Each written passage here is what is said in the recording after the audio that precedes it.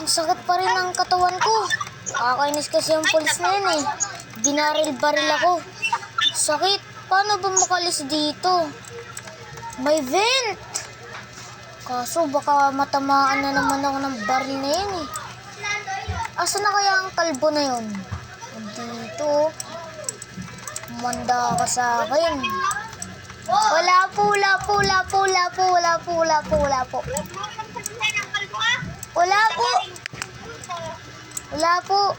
po. Kalbo! Hello, sir? Hello, sir? Uy, parang may tumatawag. Ano po yun? Nahuli na po yung totoong salarin sa pagsunog ng bahay mo. Hindi po yung teacher, yung po pala, yung bumbero. Eh, nakita ko ang teacher ko na nagsusunog ng bahay. Posible naman.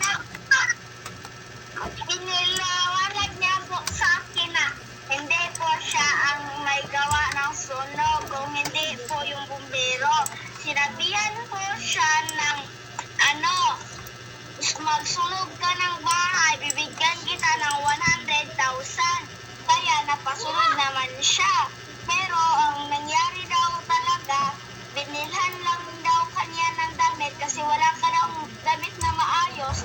Tapos pinuntahan siya ng bumbero. Sabi ng bumbero, bigyan kita ng 100,000 basta magsunog ka ng bahay. Sabi naman po ang teacher, sige, basta totoo yan. Tapos pagtapos po niya magsunog, hindi na po siya binalikan ng bumbero. Kaya doon na nangyari yung nakita mo na po siya na nagsusunog kasi yung bumbero ang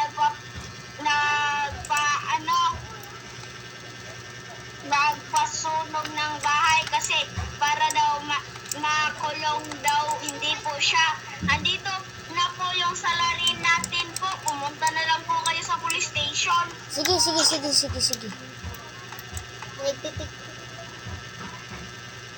Ay, makapag-cellphone nga muna. Ikaw. Ano kaya makatakas dito? Ito na ata yun. Kakainis. Hoy! Ikaw pala nagsunog ang bahay ko!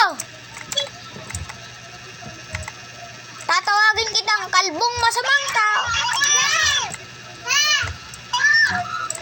Ikaw,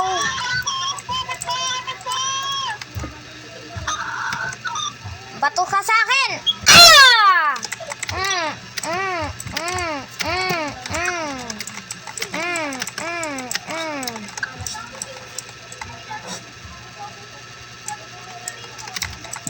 Ayaw ko tigil lang.